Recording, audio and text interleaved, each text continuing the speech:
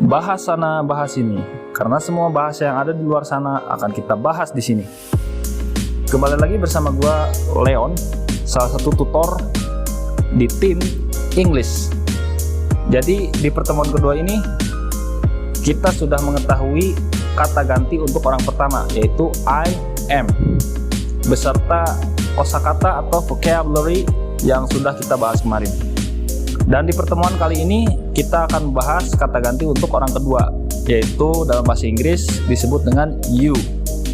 Kita menunjuk orang kedua atau kawan bicara kita, itu kita sampaikan you, yang pasangan to be-nya adalah are, ya, ditulis atau dieja A-R-E, ya, dalam pelafalan Indonesia, dan kita baca you are.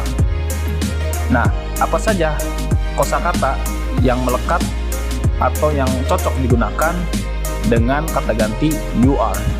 Yang pertama adalah you are bored, Anda bosan.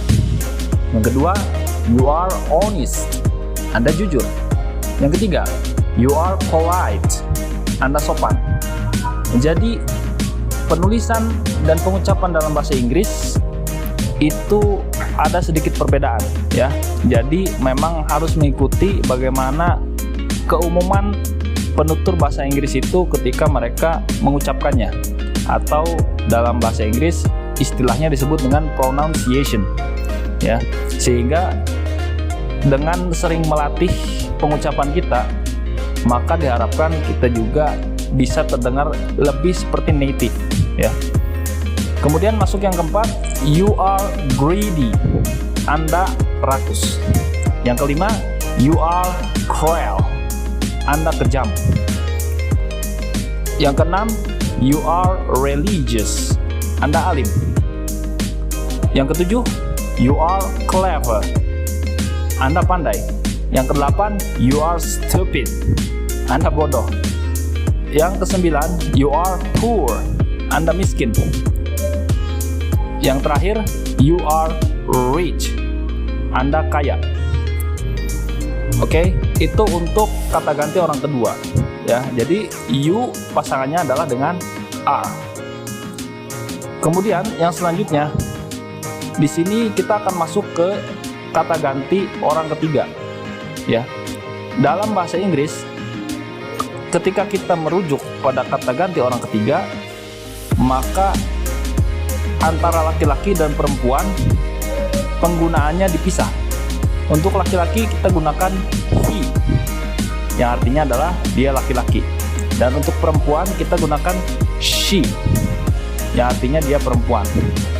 Dan dalam bahasa Inggris ketika menunjuk sesuatu yang bukan manusia, misalkan benda ataupun hewan, maka kita gunakan it sebagai kata gantinya. Untuk kalimat he, kita menggunakan to be yang tepat adalah is, ya, dan disingkat menjadi he is. Bisa menggunakan he is atau his, ya, artinya dia laki-laki. Mari kita lihat beberapa penggunaan kosakata yang melekat pada kata he is. He is diligent, artinya ia rajin. Yang selanjutnya, he is lazy, dia malas. Yang ketiga, he is naughty, artinya dia nakal. Yang keempat, he is afraid, artinya dia takut. Yang kelima, he is tall, artinya dia tinggi. Yang keenam, he is short, artinya dia pendek. Yang ketujuh, he is fat, artinya dia gemuk. Yang kedelapan, he is thin, artinya dia kurus. Yang kesembilan, he is strong, artinya dia kuat. Dan yang terakhir adalah he is weak, artinya dia lemah. Kemudian setelah kita belajar tentang kata ganti untuk laki-laki, ya, kata ganti orang ketiga, maka kita masuk ke kata ganti orang ketiga untuk perempuan, yaitu kita gunakan she yang dipasangkan dengan to be is. Kita lihat contohnya. She's pretty, artinya dia cantik. She's ugly, artinya ia perempuan jelek. She's sure, artinya ia yakin. She's calm, artinya ia tenang. She's alone, artinya ia sendirian. She's right, artinya ia benar. She's wrong, artinya ia salah. She's worried, artinya ia khawatir. She's beautiful, artinya ia cantik. Yang terakhir, she's responsible, artinya ia bertanggung jawab.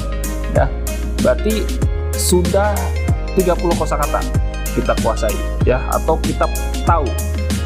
Nah, sambil kita belajar tentang kata ganti, kita juga belajar untuk memperkaya kosakata keseharian kita, gitu ya. Karena semakin kita terbiasa mendengar kosakata tersebut, maka kita akan terbiasa untuk mengucapkannya dalam bahasa Inggris. Dan poin tentang kata ganti ini ditutup dengan kata ganti yang merujuk pada benda atau hewan. Dalam bahasa Inggris tadi kita sudah sampaikan, yaitu menggunakan it, ya, dan sama to be-nya menggunakan is. Jadi kita singkat it's atau it is. Yang pertama kita lihat contohnya, it is necessary, artinya itu perlu. It is easy, yang kedua itu mudah. It is difficult, artinya itu sukar atau sulit. Yang keempat, it is hard, artinya itu keras. It is late, itu terlambat. Yang selanjutnya, it is stale, itu basi. Yang selanjutnya, it is dirty, itu kotor. Yang selanjutnya, it is clean, itu bersih.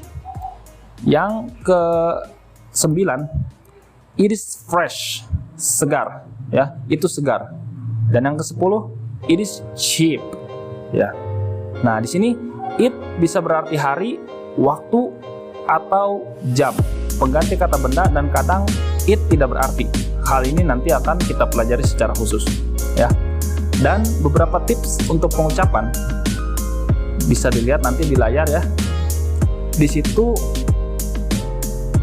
dalam pengucapannya, ketika ada titik 2, maka huruf vokalnya atau silabelnya, ya, diucapkan lebih panjang.